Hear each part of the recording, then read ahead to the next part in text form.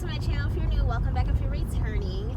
So this was actually supposed to be a live video, but I'm going heading to my favorite place. Y'all already know, gym is life. So your girl is down. It's 19 pounds this morning. Yay! So I'm almost to my goal. My goal is like 30, but anyway, probably like 28. But I had a situation arise, and I was actually talking to my children's godmother. And I said to her, like, I don't think I should really address this issue because I don't want to embarrass or hurt anyone that's close to me that might, be going through this. And she was just like, listen, you can't control how people take the message. They're just going to have to take it how they take it. And I'm like, yeah, but then after I posted, I get cussed out, then what? But she was like, listen, that's their issue. And then I thought about it, like the person that I'm really concerned about, like offending, they don't even support my videos anyway. They don't watch. So let's just go ahead and talk about some stuff. So I wanted to talk about allowing outside influences to get you off of your mark, to knock you off your mark. So specifically at work, I know someone, and they have a job, and they found out that coworkers were talking about them. And they slipped up. The coworkers slipped up and got caught. So, they're bad. That's on them. But that person, the response was to go tell the, HR department and to quit. And I'm like, hold on, how we quitting jobs? Wait a minute, what? You quit? So y'all tell me, what would y'all do in that situation? Would you quit, or would you, if you find out that you have maybe 7 or 8 coworkers and you're actually ranked over them, like some of them report directly to you, right? And they were talking about you, and you found out through like a group chat. What would you do? What would be your response? So for me, I'm like, are they talking about me? Okay, I had to think about it, and I'm like, hold on. Do you know how many people talk about me? No, like actually, I'm asking you, do you know the exact number of how many people that talk about me on a daily basis? You don't know, and neither do I. You know why? Because I don't give a shit. Like, why would I care that someone is sitting around talking about me? As a matter of fact, you're talking about little old me. Wow, I feel flattered. Like, that's cute.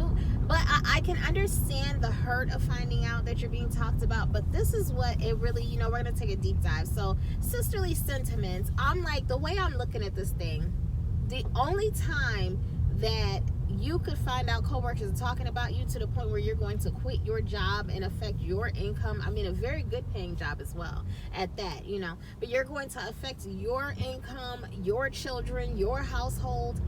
The only time you would do that is if you're looking at that job as somehow your sense of self-esteem, or your sense of pride, or your sense of socialization. Because at the end of the day, it really shouldn't matter what any of them hoes had to say. Don't nobody give a fuck about what they got to say. No one's listening to them. Like, I don't understand how them having opinions about you that may be negative affect you to the point where you can't perform your job. See, this is what I would have done.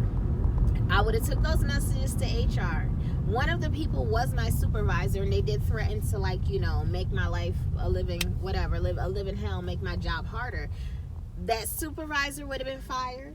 Them co-workers that were, the workers that were under me, they would have been fired. And now I have leverage. So now I can go ahead and take myself a little, mental health week or mental health month off because I have mental anguish.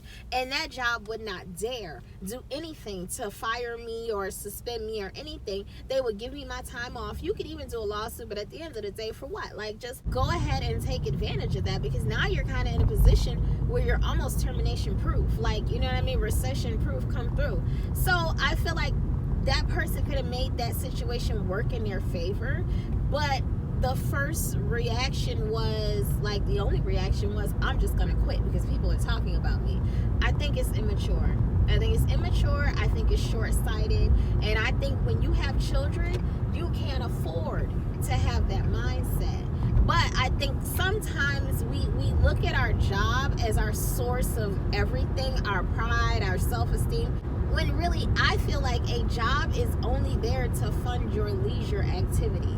So you use that job as a step up. Either use that to get experience and then get a better paying job, or you use the income from that job to live the life that you want to live on your off time. But you don't go to your job seeking validation, because the minute something like this happens and you get your little feelings hurt, you're going to throw it all in. And honestly, I don't feel like you are in a position to do that when you have children. I feel like, you know, as a part of growing up, you have to say, it doesn't matter who talks about you and who did this and who did that. Did they affect your income?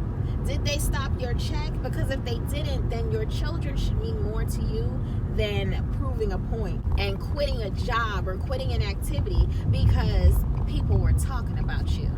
When people talk about you, that means either you're doing something right or you're doing something wrong. I'm not the person that is of the mind that, oh, when they talk about you, that makes you important, or all publicity is good publicity. No, sometimes when they're talking about you, it's because you suck. So if people at your job are talking about your performance, maybe your performance sucks. That could be you know, a blessing in disguise. They're talking about you, so you start to clean up your act, and that can work in your favor, because once you start to tighten up, that could keep you from getting fired or getting caught slipping on the job from your employer.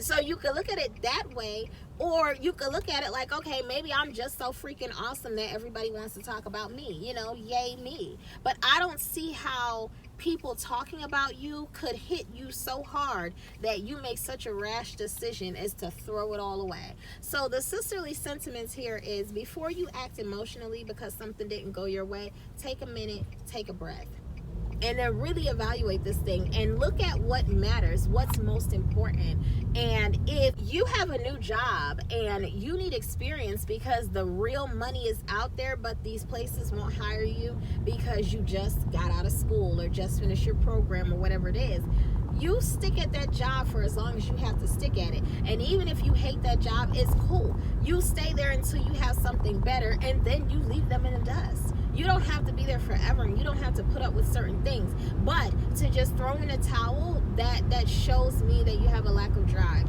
That shows me that you have a lack of awareness.